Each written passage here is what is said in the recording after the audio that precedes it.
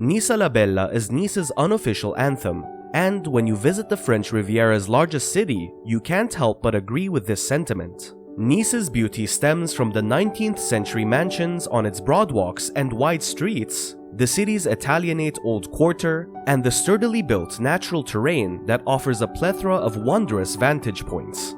Artists have long admired this scenery, which is enhanced by the unique light. As a result, Nice is now one of the best places in Europe to visit for art galleries, with museums dedicated to Chagall and Matisse. Let's explore the best things to do in Nice. Number 1. Promenade des Anglais. There are seaside walks, and then there's the Promenade des Anglais, which is much more than a grand walkway next to the Mediterranean. It's a cultural experience. Since the 1820s, this embankment has been an integral part of Nice city life. Parades for the raucous Nice Carnival pass through in February, while joggers, couples, skateboarders, and families pass all day long the rest of the year. The promenade bends for 7 kilometers and is bordered on the east by regal 19th century palaces. Sit back down on the benches and enjoy the shade provided by the pergolas and palm trees. Number 2. Vieille Ville. The city's oldest section contrasts with Nice's broad boulevards and expansive squares such as Place Masséna. It's a maze of alleys lined with local shops and restaurants, shadowed by tall ochre-painted apartment buildings to the east and dominated by the Colline du Château. Glaciers, crêperies, and cafes all spill out onto the squares, which are often lively until the wee hours of the morning. The architecture and setting have a strong Italian feel to them, which is no surprise given that Nice was not French until the Treaty of Turin in 1860.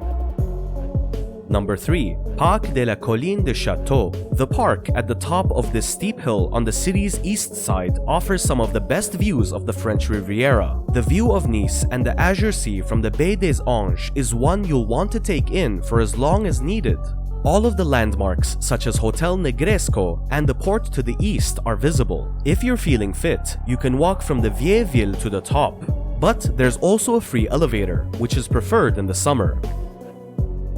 Number 4. Musée Marc Chagall. Chagall was so involved in the creation of this museum that he decided where each of his works would be displayed. He designed the garden layout and created the stained glass windows in the concert hall. In many ways, the museum is a cohesive work of art in and of itself. It was built, however, to house Chagall's series of 17 paintings with biblical themes, divided into the New and Old Testaments. Among these is the well-known Resistance, Resurrection, and Liberation triptych, which was painted before, during, and after World War II. Number 5. Nice Cathedral. Aside from its patterned dome, the exterior of this landmark in the Vieille Ville is rather unappealing. A casual tourist to the square in front may be unaware that this is the city's cathedral. It's a different story on the inside, and the building takes on new dimensions once you walk through its doors. It was constructed in the 17th century with a lavish Baroque design that included 10 highly ornate chapels with sculptures, paintings, and gilding. Number 6. Cours Saleya Market. This lovely flower and fresh produce market opens every day except Monday, when it is replaced by a flea market in Nice's old quarter. If you're staying in a Nice apartment, this market is a godsend, selling fresh produce, regional delicacies like soca made on site, and flowers sourced from the countryside of Provence and the Alps Maritimes. Many sellers will entice you with special offers, which is a great way to get your business. The flower stalls are the most persistent, remaining open until 17:30, long after the food vendors have left. Arrive as early as possible to avoid the tourist crowds. Number 7. Musée Masséna. The Duke of Rivoli donated this 19th century villa on the Promenade des Anglais to the city in 1919 on the condition that it will be officially opened as a museum of local history. You must go see what it's like inside one of these Belle Époque mansions, which have gardens designed by Edouard André, who also designed those at the Monte Carlo Casino. Inside, you'll find an intriguing assortment of oddities, including Napoleon's death mask and a tiara belonging to his wife. Empress Josephine, as well as a collection of 19th century French art on the second floor. Number 8. Dining. This one city has made significant contributions to French cuisine, and there are a few local dishes that you must try before leaving Nice. Salade niçoise is a good place to start. It's made with hard-boiled eggs, green beans, anchovies, tomatoes, and canetier olives, and pairs beautifully with Bandol rose wines or Bellet whites. Soca, a kind of cross between flatbread and pancake made with chickpea flour and sold by vendors in the Old Quarter, is a more casual street food. Ratatouille, a famous vegetable stew made with zucchini, eggplants, peppers, and tomato, is also from this region of the world.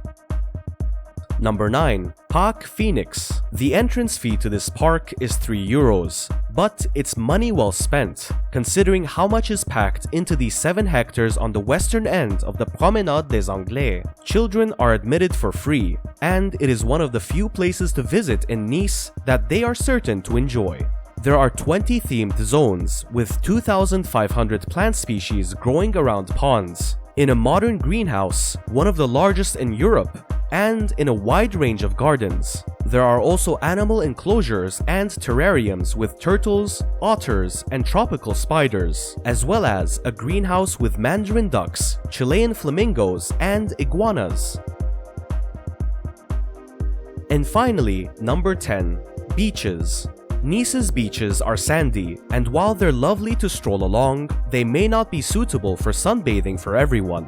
There are personal sections with sun loungers and, on rare occasions, sand. Everywhere else, you can still spend a pleasant afternoon in the sun, but the currents may be too strong for small children, and the beach shelves are quite steep. The beach on the other side of Montbaron at Villefranche-sur-Mer, where the waters are shallower and screened from the open sea by the headlands at Cap de Nice and Cap Ferrat, is sure to please the kids. So that's the end of the video. Make sure to like the video, subscribe to our YouTube channel, and press the notification bell so you never miss out on our next videos. Until the next video, take care.